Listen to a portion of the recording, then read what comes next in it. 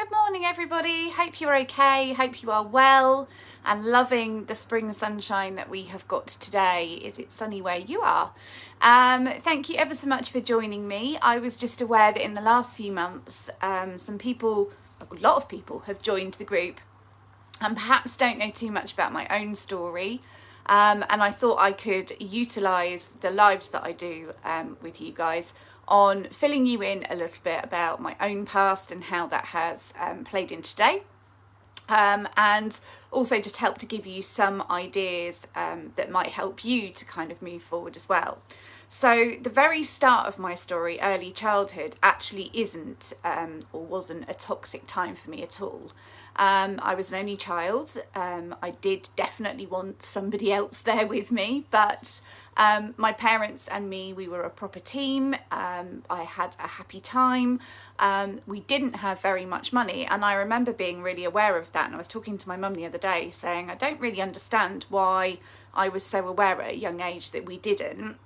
But based on my memories and what have you, I was aware when I was really little, because I can remember certain things in houses that we lived in and what have you that kind of correspond with that. So today isn't necessarily about toxic relationships per se, but it is just a little bit about how what happened in our childhood can play into our today. So I thought today I would talk about something a little bit different, and I'd talk about money mindset. So been doing a lot around money mindset at the moment, working with another coach to do that and doing some of sort of the inner work myself. And actually it was just really interesting, so I wanted to kind of share with you. So one of the things that she was encouraging to help our money mindset and to help us to understand how we can welcome more abundance and wealth into our lives was to look at all the money memories that you have. And I had a number when I was young. I had memories of all kinds of things. So I knew we didn't have much money. I knew that the vast majority of my clothes were hand-me-downs from my cousin. I remember quite vividly being aware that my dad also gave my mum pocket money, and one day he had come home with this like £1,000 record player, and obviously hadn't discussed it with my mum based on my memory of that sort of row. But then my mum went through her jeans a couple of weeks later and had to go to my dad to ask if she could have money for this new pair of jeans. And I remember thinking how unfair that was. So there are certain things that I've kind of brought through from that. The first being, you don't need to have money to make memories and have fun. You don't need to have, massive days out at theme parks and things like that to have a good time. My mum, for all the issues later on, my mum made my childhood really fun. There were things I didn't like. I didn't like it when we had to walk home instead of get the bus.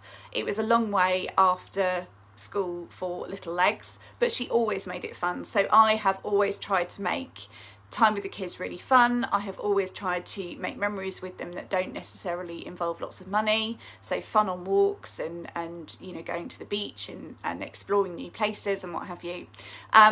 The bit about sort of the record player situation, for me, what I've taken from that is actually I don't ever want to have some man in charge of my money. Mum and dad were both bringing money in, but dad for some reason, and actually still now, is in charge of the money. So much so that my mum has said, if your dad goes first, I'm actually going to need some help because I don't really understand the money situation. So for me, that was really like, you need to understand money. You need to be able to look after your own money and what have you in a way that my mum had never had to. So that's another thing that I kind of brought forward. So my husband and I, Matt and I, have a pot that all of our joint stuff comes out of, but then we also have our own separate money where we don't question each other what purchases we make and what have you. That's entirely up to us. So there will be certain things. So although this isn't really about toxicity, this is about, you could do the same. If you are wanting to work on your money mindset a bit, you could have a look at the situations of your money memories when you were young and what happened. If you want to focus on more of the childhood issues and toxicity and trauma, which I'll go through a little bit more next time I do a live, because that would be the next part of my story, actually then you can have a look at, right, so what happened in my childhood, what are my memories and what have I taken from those? And that can kind of be a starting block for you, because then once you understand what each of those memories represents for you, you can then make decisions about whether you want to let go of that or move that forward and what have you. So what I would highly suggest, if you want to have a look at any particular issue, is go right back to the beginning, because the beginning of your story will be the foundations of that situation.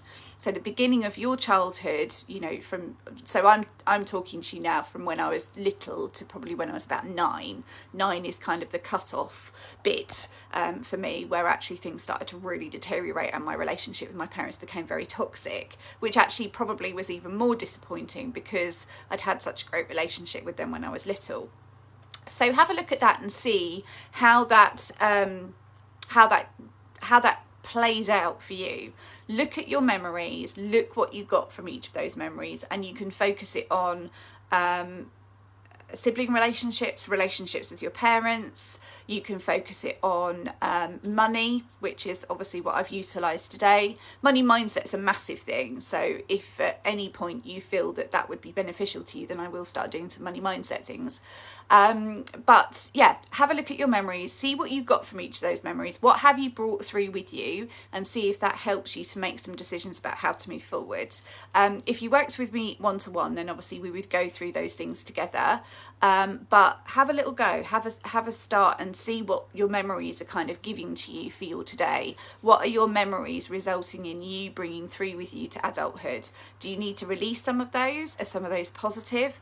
Don't try and look for a problem where there isn't one. So there might be, so things like, I always had secondhand clothes. Not an issue, not bothered about it, still love shopping in a charity shop now and getting new stuff. So have a go at that, see what you think. Obviously comment below if you would like to, or message me. It'd be great to hear what you got from that. And I will speak to you again soon with the next instalment. Take care.